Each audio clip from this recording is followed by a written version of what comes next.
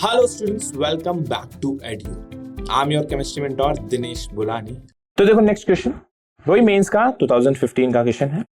Simple सा question है, बहुत simple question based on intermolecular attraction and it says the intermolecular interaction that is dependent on the inverse cube of the distance between the molecules is.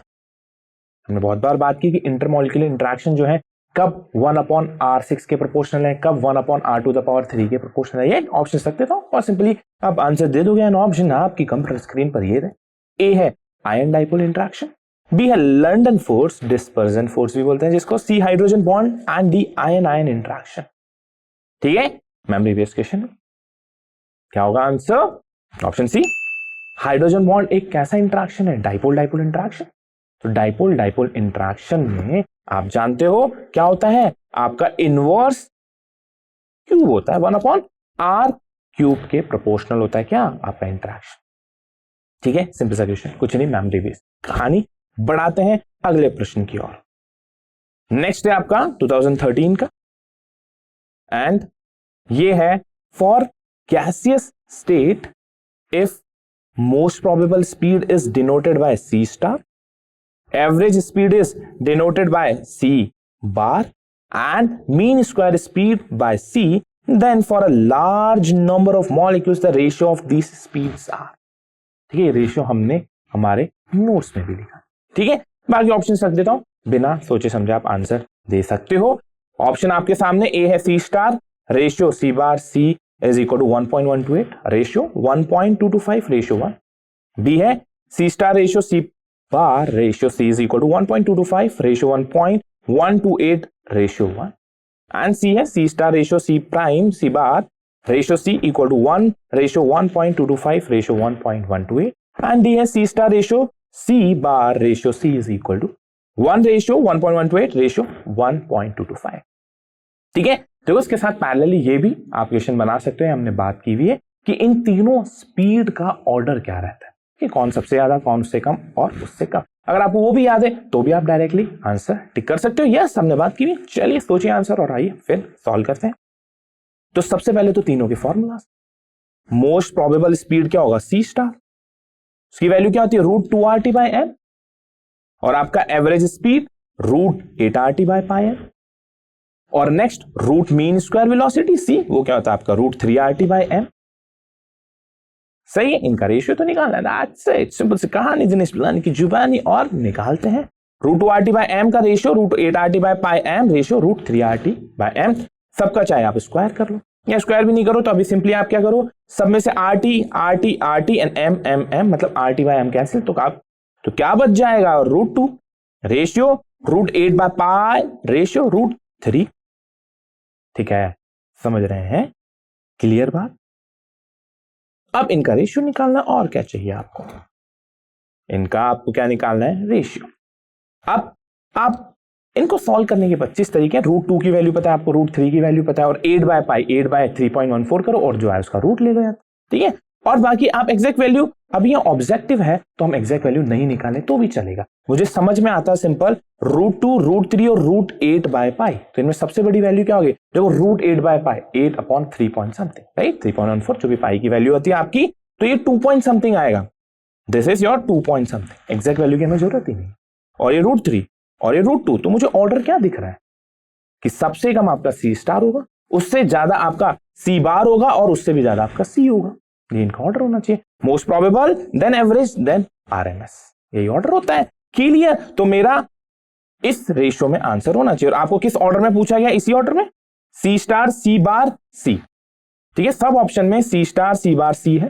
ठीक है, तो ये increasing order जाएगा, और वो इंक्रीजिंग किस में? Only and only option D में है, 1 1.128 1.225। ओके ओके, चलिए करेक्ट आंसर मिल गया आपको, ऑप्शन डी। बढ़ जाते हैं फिर अगले प्रश्न की ओर, जो कि है AEEE 2012 का। हमने किया हुआ है क्लास नोट्स की चीजें, खुद सॉल्व करेंगे। And it says the compressibility factor, it means Z for a real gas at high pressure is.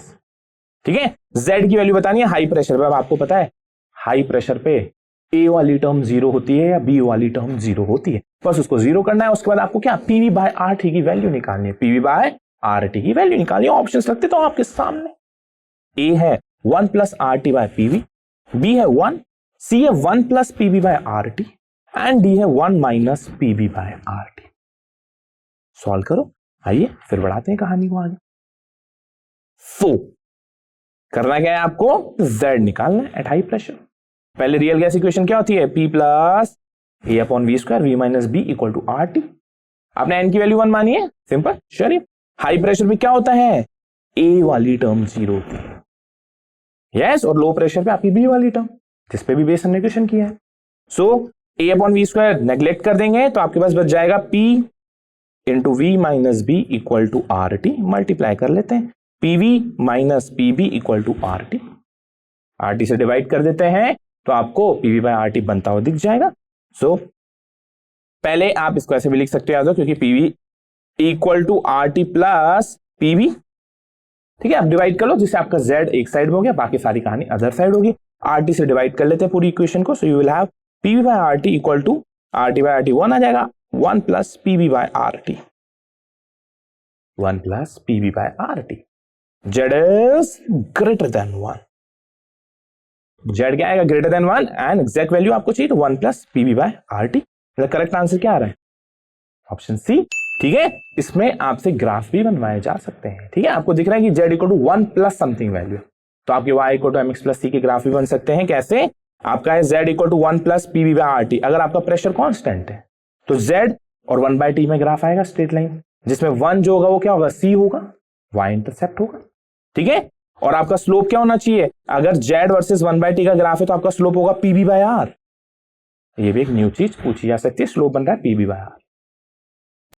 तो देखो नेक्स्ट क्वेश्चन है AEEE 2011 का, सिंपल सा है, ए एंड बी के कॉन्सेप्ट पे बेस है और ए एंड बी का लॉजिक आप जानते हो कि वो क्या सिग्निफाई करते हैं, ए का मतलब क्या होता है, बी का मतलब क्या होता है, बस इतनी सी कहानी उस बेस पे question. But I would say this is a good question, मतलब जेईई मेंस लेवल पे हम बोलेंगे अच्छा क्वेश्चन, ठीक है। ए और बी का सिग्निफिकेंस अगर आपको पता है तभी आप इस क्वेश्चन का आंसर दे सकते हो, लेकिन हम इजीली दे सकते हैं क्योंकि हमने दोनों के लॉजिक पे बेस काफी क्वेश्चन किए और काफी डिस्कशन किया है। So let's see what is the question and it says A and B are van der Waals constant for gases, ठीक है। ए एंड बी क्या है, वॉन डेर वाल कांस्टेंट है। Chlorine is more easily liquefied than ethane because, and the options are, A है small a and small b for Cl2 is less than small a and small b for C2H6. Option B है a and b for Cl2 is greater than a and b for C2H6. C है a for Cl2 is greater than a for C2H6 and b for Cl2 is less than b for C2H6. D है आपके पास a for Cl2 is less than a for C2H6 and b for Cl2 is greater than B for C2H6, ठीक है। फटाक से सोचो, hint भी कोई जरूरत नहीं है आपको, सारी कहानी हो जानी चाहिए। आइए फिर सॉल्व करते हैं। सो ए क्या रिप्रेजेंट करता है, इंट्रैक्शन को, और बी रेडियस को, साइज को, ठीक है। तो सिंपल सी कहानी देखो, ए जो है वो इंट्रैक्शन को रिप्रेजेंट करता है। आपको यहां पर ये भी एक इंट्रैक्शन से रिलेटेड बात दे दी गई कि chlorine is more easily liquefied. अगर क्लोरीन इजीली लिक्विफाई हो रही है मतलब एटम पास पास इजीली आ जा रहे हैं, तो मतलब इंटरेक्शन ज्यादा है बिटवीन मॉलिक्यूल्स, राइट। तो मतलब ए की वैल्यू क्लोरीन के लिए ज्यादा होगी, सिंपल सी कहानी, यस। और आपको ये तो दिख ही रहा है Cl2 और C2H6, किसकी रेडियस ज्यादा होगी, कौन से एटम की साइज बड़ी होगी, ऑब्वियसली C2H6 की। तो B किसका ज्यादा होगा, C2H6 का, और A किसका ज्यादा होगा, Cl2 का। That's it. So what should be the correct answer, option C, A for Cl2 is greater than A for C2H6 and B will be C2H6 का ग्रेटर, ठीक है। बढ़ जाए फिर अगले क्वेश्चन पे, आइए देखो। नेक्स्ट भी बहुत सिंपल क्वेश्चन, लेंथी क्वेश्चन है, पढ़ने में करने में बहुत ही छोटा। देखो 2010 का है AEEE and it says if 10⁻⁻⁴ decimetre cube of water is introduced into a 1 decimetre cube flask to 300 Kelvin, how many moles of water are in the vapor phase when equilibrium is established, ठीक है, when equilibrium is established। and आपको क्या given है, vapour pressure of H2O at 300 Kelvin आपको given है 3170 pascal. Are की value आप जानते हो 8.314 जूल पर केल्विन पर मोल। तो आपको निकालना क्या basically, how many moles of water are in the vapour phase. ठीक है, तो आपके पास ऑप्शन है ए 5.56 इंटू 10⁻³ मोल, बी है 1.53 इंटू 10⁻² मोल, सी है 4.46 इंटू 10⁻² मोल एंड डी है 1.27 इंटू 10⁻³ मोल। तो आपको कुछ नहीं, सिर्फ मोल पूछे गए और कुछ नहीं, तो मोल पूछे गए। ठीक है, अब मोल क्या होता है, पीवी बाय आर टी, आपको मोल बताना है, mole equal to PV by R T. आज से आपको क्या दे रखा है, how many moles of water are in the vapour phase when equilibrium is established. तो इक्विलिब्रियम के टाइम पे आपको देखो वेपर प्रेशर दे रखा है, तो आप जानते हो इक्विलिब्रियम पे आपका वेपर प्रेशर है, मतलब वही वाटर का प्रेशर होगा, तो जो वेपर प्रेशर है वही आपके वाटर का प्रेशर होगा, राइट। तो आपको एन निकालना है पीवी बाय आरटी, तो आपके पास पी है, yes vapour pressure. Vapour pressure की पूरी कहानी आप जानते हो, केमिकल इक्विलिब्रियम में भी आप पढ़ोगे, बाकी वेपर प्रेशर हमने इसमें भी पढ़ा है। ठीक है, लिक्विड स्टेट में वॉल्यूम, वॉल्यूम है आपके पास। ठीक है, आर की वैल्यू हम जानते हैं, टेम्परेचर हमें गिवन है 300 केल्विन, वैल्यू पुट करेंगे आंसर पाएंगे। चलिए पुट कर देते हैं। सो पी कितना है आपके पास, 3170 पास्कल। ठीक है, वॉल्यूम कितना है आपके पास, 1 डेसीमीटर क्यूब। ठीक है, तो 10⁻³ ठीक है, लीटर में कितना आ गया, 10⁻³ ओके, कन्वर्ट कर लोगे। आपको एक ही चीज याद रखने को बोली कि 1 ml equal to 1 centimetre cube. इससे आप ml को लीटर में कर लो, सेंटीमीटर क्यूब को मीटर क्यूब में कर लो, या फिर डेसीमीटर क्यूब में कर लो, तो आपका रिलेशन बन जाएगा एंड यू विल गेट आपका कितना आ रहा है लीटर में 10⁻, आपका कितना आ रहा है मीटर क्यूब में 10⁻³ राइट। वॉल्यूम हम मीटर क्यूब में क्यों रख रहे हैं, मीटर वाली टर्म्स में क्यों रख रहे हैं, क्योंकि आप आर की वैल्यू जो है वो 8.314 पुट करेंगे जूल की टर्म्स में, जूल पर केल्विन पर मोल, तो उसी यूनिट में जूल में क्या होता है, मीटर, तो इसलिए आप इस टर्म्स में पुट करें। तो 3170 इंटू 10⁻³ अपॉन 8.314 इंटू टेम्परेचर 300, बस सॉल्व करना है, आंसर आ जाएगा। क्लियर है ना, आफ्टर सॉल्विंग दिस, ये 3170 अपॉन में 300 है, तो 31/3 और आपका 8.314 अलग है, तो अप्रोक्सीमेटली आपको दिख रहा है कि नीचे 24 और समथिंग 30 के क्लोज आंसर आएगा, मतलब 1 पॉइंट समथिंग, सो 1.27 और 10⁻³ पढ़ा है, तो 1.27 इंटू 10⁻³ कैलकुलेशन आप भी कर सकते हो, लॉजिक समझ में आना चाहिए और यूनिट। ठीक है, अदरवाइज 10 की पावर में गड़बड़ हो जाएगा। देखो आर की वैल्यू पे डिपेंड करता है कि आपको वॉल्यूम किस में पुट करना है और प्रेशर, आपने प्रेशर पास्कल में पुट कर दिया। ठीक है, और आपका जो आर है वो जूल वाली टर्म्स में, तो प्रेशर पास्कल है, तो वी आपका मीटर वाली टर्म्स में होना चाहिए। क्लियर, चलिए तो ये आपका क्लियर आंसर।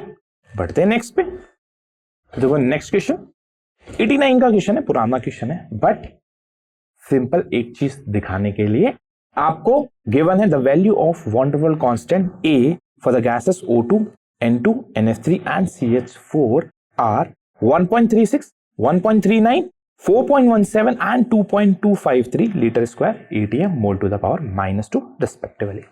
ठीक है, क्या पूछा गया, the gas which can most easily be liquefied. ठीक है, ए की वैल्यू गिवन है, अब आप जानते हो कि ए की वैल्यू आपको क्या बताती है और उस बेसिस पे लिक्विफेक्शन आपका इजीली होगा या टफ होगा। ऑप्शन है आपके पास AO2, B N2, C NH3 and D CH4।